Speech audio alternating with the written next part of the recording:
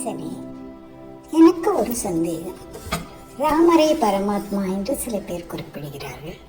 சில பேர் அவர் பரமாத்மாவாக இருந்தாலும் மாயையுடன் சேர்ந்து வந்தார், அந்த அஜ்ஞானத்தினால் தன்னை அறியவில்லை என்று கூறுகிறார். இதில் எது உண்மை? பரமாத்மாவா எல்லாம் அறிந்திருந்தால் சீதை தொலைந்த உடனே அவர் அழுவதற்கு காரணம் என்ன? இல்லை, அவருக்கு அதெல்லாம் தெரியல, மாயையில் மூழ்கிட்டார்னாக்க அவரும் சாதாரண மனிதர் போல் தானே, அவரை எதற்கு வணங்க வேண்டும்? இந்த சந்தேகம் என்னை வாட்டுகிறது. தயவு செய்து எனக்கு கூறுங்கள். பார்வதியே, நீ பரமாத்மாவின் பரம பக்தி ஆகியால் தான் உனக்கு இந்த சந்தேகம், இந்த கேள்வியை கேட்கிறேன். இதுவரைக்கும் என்னை யாரும் இந்த கேள்வி கேட்டதில்லை. இப்பொழுது நான் உனக்கு பதில் கூறுகிறேன். கண்டிப்பாக ஸ்ரீராமர் பிரகிருதியை விட தனியாக இருக்கக்கூடிய பரமாத்மா, அனாதி ஆனந்தகரன், அத்விதீயன், புருஷோத்தமன் தான். அதுல எந்த சந்தேகமும் வேண்டாம். தன்னுடைய மாயினால் தான் இந்த உலகத்தை ஏற்படுத்தினார். அனைத்து உள்ளையும் வெளியிலும் இருக்கக்கூடியவரும் அவரே தான் இருக்கிறார். இந்த உலகத்தை ரட்சிப்பதும் அவர் தான். எப்படி மேக்னட் கிட்ட இரும்புகள்லாம் அதுக்காக அட்ராக்ஷனால இழுத்து கொள்ளப்படுகிறதோ அப்படிதான் அவருடைய சந்நிதி மாத்திரத்தினால மாயை எல்லாத்தையும் பிரச்சனை செய்கிறது. இது கழுத்திலேயே இருக்கிற நம்ம கோல்டன் நெக்லஸை கண்ணுக்கு தெரியாம தேடுற மாதிரி நம்மளுக்குள்ளேயே இருக்கிற ஆத்மாவே தெரியாமல் மக்கள் எங்கேயோ இருக்கிறதாக நினைத்து அலைந்து தேடிக்கொண்டு இருக்கிறார்.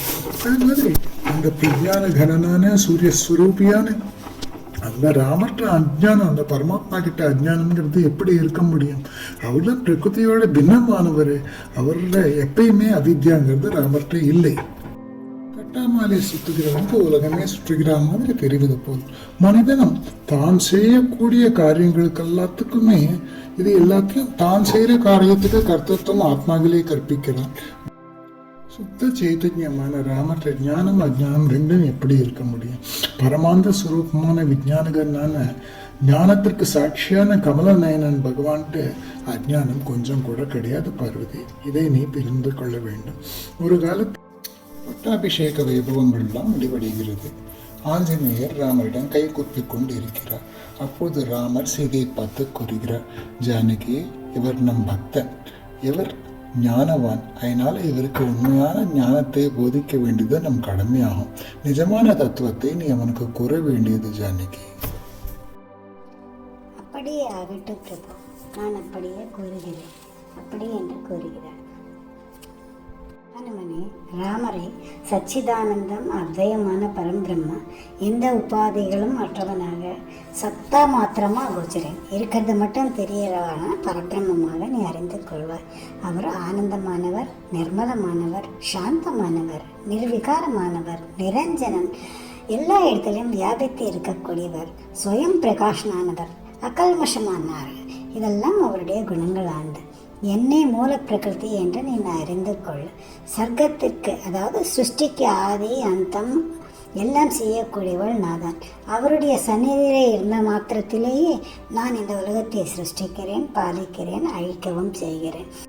அவர் சாநியத்தினால நான் செய்யக்கூடிய வேலையெல்லாம் அவர் செய்ததாக மக்கள்கள் கூறுகிறார்கள். ஞானம் இல்லாததுனால் அயோத்தியா நகரத்திலே ஜென்மம், ரகுவம்சத்திலே ஜென்மம், விஸ்வாமித்திரனுக்கு சகாயம் செய்தது, அப்படியே யாகத்தை ரட்சித்தது, அகல்யையுடன் சாபசமனம், சாப பங்கம், என்னுடைய கல்யாணம், அப்புறம் பார்கவனுடைய மதக்ஷயம், அதே மாதிரி தண்டகாரண்யத்திலே செல்வது, விராதனை வதம் செய்வது, மாயா மாரீச்சனை வதம் செய்யறது, அதே மாதிரி மாயா சீதையை அபகரித்து கொண்டு சென்றது, ஜட்டாயுவுக்கு மோட்சத்தை கொடுத்தது, அப்படியே கபந்தனுக்கும் மோட்சம் கொடுத்தது, சபரியுடன் பூஜையை ஏற்றுக்கொண்டது, சுக்ரீவனுடன் சேர்ந்தது, வாலியின் வதம், என்னுடைய அன்வேஷணம், சேது பந்தம், லங்கையை நிரோதனம் பண்ணுவது, ராவணனின் வதம், அப்புறம் விபீஷனுக்கு ராஜதானம், இங்கு எங்கள் பட்டாபிஷேகம், இது எல்லாமே செய்வித்தது நானே தான். ஆனால் மக்கள் அஞ்ஞானத்தினால் ராமர் இதையெல்லாம் செய்ததாக கூறுகிறார்.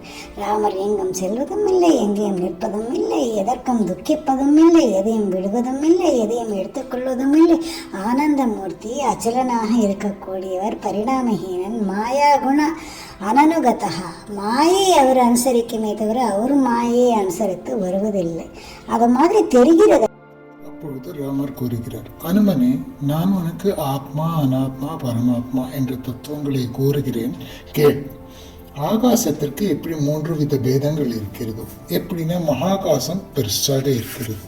ஜலத்தின் மேல குளத்தின் மேல இருக்கிற ஆகாசமும் அதுவும் அதோட தான் இருக்கிறது. இருந்தாலும் நம்ம என்ன சொல்றோம், குளத்தின் மேல இருக்கிற ஆகாசம் சொல்றோம்.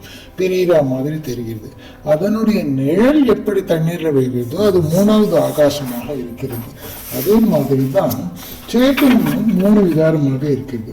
ஒண்ணு புத்தியவ சின்ன சேதனம், புத்தியில வியாப்தமா இருக்கக்கூடிய சேதனம். இன்னொன்னு எல்லா இடத்துலயும் பரிபூர்ணமா இருக்கக்கூடியது. 3வது புத்தியிலே பிரதிபிம்பமாக தோன்றக்கூடியது. இப்படி 3 விதமா இருக்கு. அதுதான் ஆபாச சேத்தனம் அப்படின்னு கூறுவார்கள். இல்ல ஆபாச சேத்தனத்திலே இருக்கிற புத்தியில தான் கர்த்திருவம் நான் செய்கிறேன் என்கிற எண்ணம் இருக்கும். அதையே ஆத்மாவிலே இருப்பதாக கற்பிக்கிறார்கள். ஆபாச சேத்தனம் எப்பொழுதுமே மித்தியாக இருக்கக்கூடியது. ஆனா அது புத்தியில அவித்தியா இருக்கிறதுனால அது வேறு என்கிற மாதிரி பிரித்து காட்டுகிறது.